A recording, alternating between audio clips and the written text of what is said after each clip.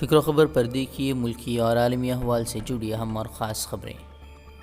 B J پی کے new India میں Madhya Pradesh police کا مکروہ چہرہ بے نقاب، علاج کے لیے جا رہے وکیل کے ساتھ پولیس اہلکاروں کی بے تحاشا مار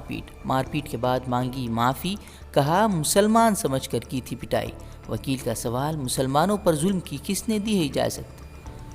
غیر منصوبہ بند لاک ڈاؤن سے پورے ہندوستان کو ہو رہی پریشانیوں کو لے کر کانگریس مودی حکومت پر ہوئی حملہ آور، کہا غیر منصوبہ بند لاک ڈاؤن کی وجہ سے اب اس سے نکلنے کا سرکار کے پاس نہیں کوئی منصوبہ، کہا حکومت کی نااہلی سے ہی مہاجروں کے بحران نے لیا جنم، معیشت کا بیڑا غرق کرنے کا بھی مودی حکومت پر لگایا الزام۔ این آر سی کے خلاف مہم میں پیش جامعہ اور جے این یو کے طلباء کے خلاف دہلی پولیس کی ظالمانہ کارروائیوں کا سلسلہ جاری، شرجیل امام کے بعد اب کئی مسلم طلباء کو دہلی پولیس نے بھیجا نوٹس، طلباء نے کہا یک طرفہ اور جانبدارانہ کارروائی کر رہی ہے پولیس، بین الاقوامی تنظیمیں بھی گرفتاریوں کے خلاف بلند کر رہی ہیں آوازیں۔ مغربی بنگال میں طوفان امفان سے مچا ہاہاکار، تیز بارش اور طوفانی ہواؤں سے بڑے پیمانے پر تباہی، اب تک 12 لوگوں کی موت، کئی علاقوں میں گرے پیڑ تو کئی مکانات بھی منہدم، این ڈی آر ایف کی ٹیمیں راحت کاموں میں مصروف۔ کشمیر میں انسانی حقوق کی پامالیوں کے حوالے سے کانگریس رہنما پی چدمبرم نے حکومت اور عدلیہ کو بنایا تنقید کا نشانہ، کہا یقین نہیں ہوتا کہ گزشتہ 10 ماہ سے عدالتیں بھی شہریوں کے حقوق کے تحفظ میں اپنے آئینی فرائض سے ہو رہی ہیں دستبردار، کشمیری رہنماؤں کی رہائی کا بھی کیا مطالبہ۔ راجیو گاندھی کے یوم وفات پر کانگریس کا خراج عقیدت، کانگریس کا غریب عوام کے لیے ایک دن کے نیائے کی رقم دینے کا اعلان، مرکزی حکومت سے غریبوں کے لیے 6 ماہ کے لیے نیائے منصوبہ نافذ کرنے کا مطالبہ۔ 2 مہینے وقفے کے بعد 25 مئی سے گھریلو مسافر پروازیں اڑان کے لیے ہوں گی تیار، ہوابازی وزیر نے کیا اعلان، کہا کورونا انفیکشن کے پیش نظر احتیاطی تدابیر اور پروازوں کے معیاری طریقہ کار سے متعلق جلد جاری کیے جائیں گے رہنما خطوط، کورونا کی وجہ سے 25 مارچ سے پروازوں پر لگی ہے روک۔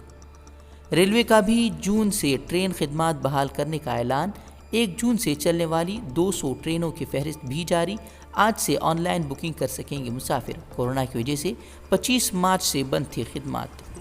چھتیس گڑھ کی کانگریس سرکار کا راجیو گاندھی کے یوم وفات پر نیائے منصوبہ نافذ کرنے کا فیصلہ، منصوبے کے تحت فصل کے لیے کسانوں کے اکاؤنٹ میں امدادی رقم منتقل کرنے کی شروعات، 20 لاکھ کسانوں کو پہنچے گا فائدہ۔ مہاجر مزدوروں کی بس واپسی کے معاملے میں کانگریس اور بی جے پی کے درمیان لفظی جھڑپ پھر شروع، راجستھان کی سرکاری بسوں کے استعمال کرنے کا بی جے پی کا الزام، راجستھان کے وزیر ٹرانسپورٹ بولے ایک بھی سرکاری بسیں نکلی تو دوں گا استعفیٰ، بی جے پی پر مزدوروں کے معاملے میں سیاست کا لگایا الزام۔